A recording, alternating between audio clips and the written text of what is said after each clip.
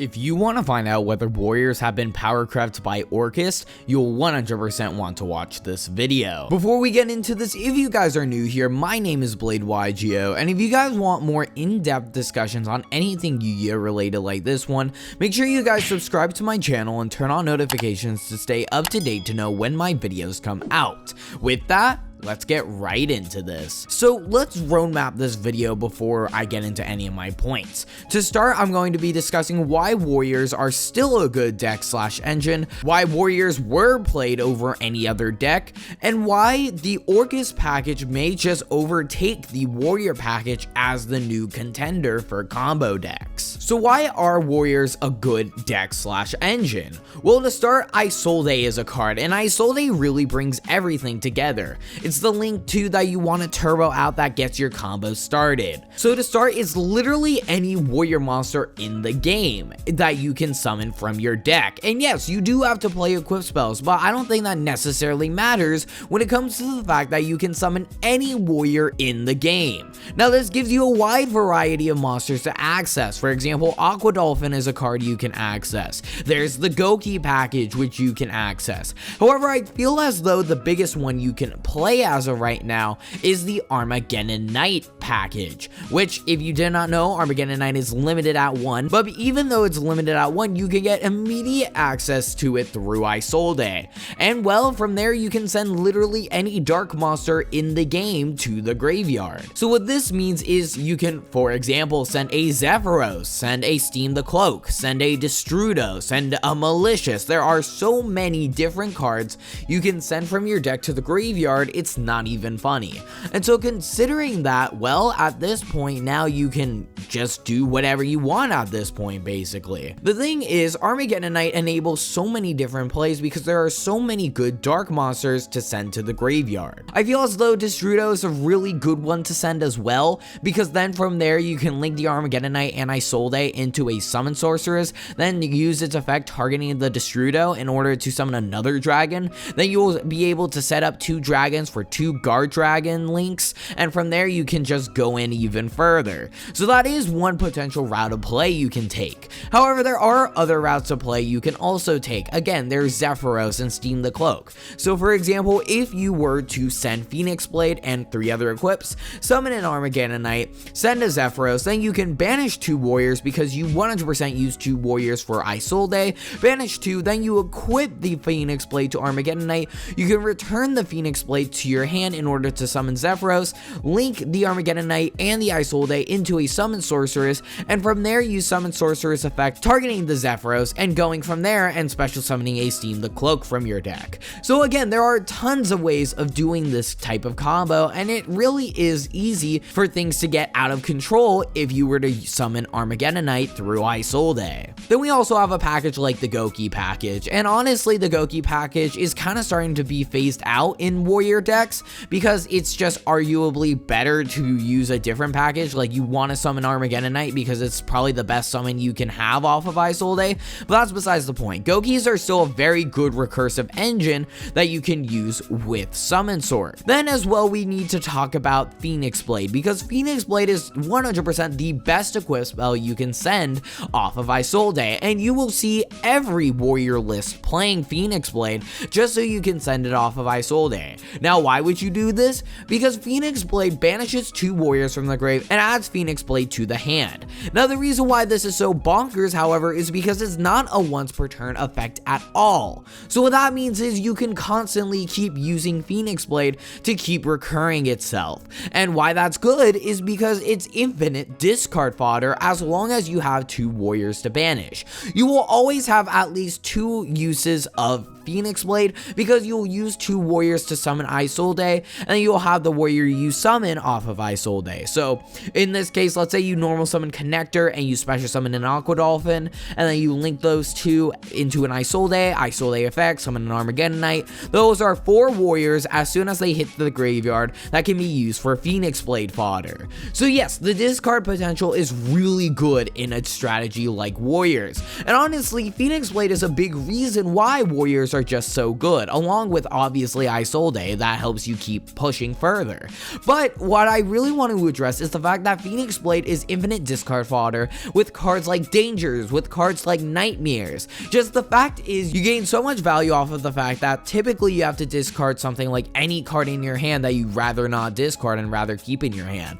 But with Phoenix Blade, you just have an infinite source of discard fodder. I mean, not infinite, but you get what I'm saying here. So Phoenix Blade being able to be constantly discarded is really good. Then you also have a card like Neospace Connector, and while yes, that can be played in other combo decks as well, Neospace Connector is really good because it puts another body on field in the form of Aqua Dolphin.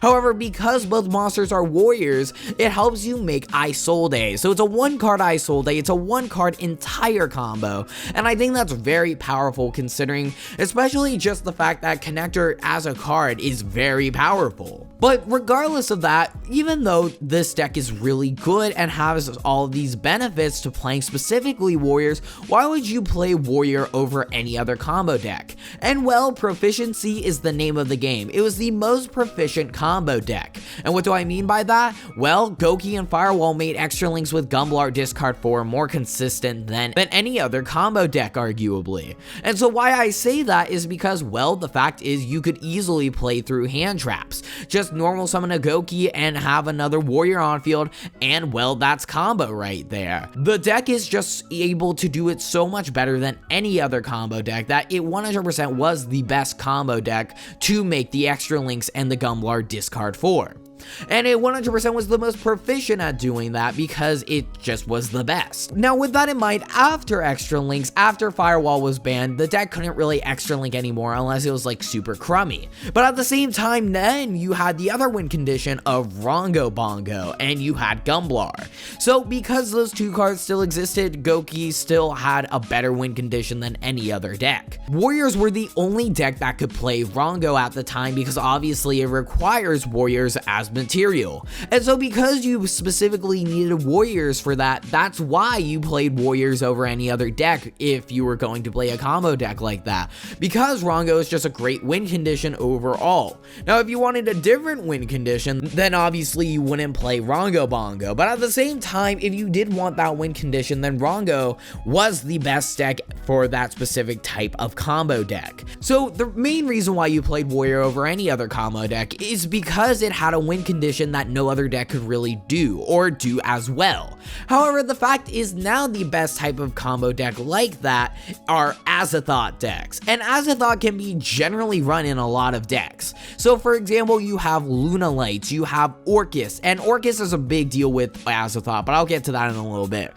But there are just a multitude of ways you can run Azathoth. Now yes, warriors can easily make Azathoth as well. However, we need to turn back to the term proficient, and well, warriors may just not be the most proficient way to access Azathoth.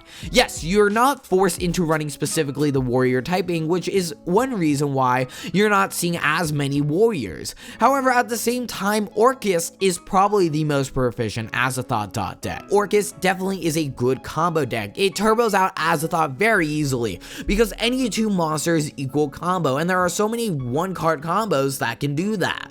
For example, we have Neospace Connector, which Connector can be run in a deck like Warriors, which it might be just better because it can make Isolde. However, that's not to say it's bad in Orcust, and well, the fact is you can put in an Orcust so easily. And so with that in mind, getting back to Warriors, well, now I think the best variant is Warrior Orcust Danger. And so the reason I say that is because you're probably going to be playing Dangers this format because Dangers are just so good.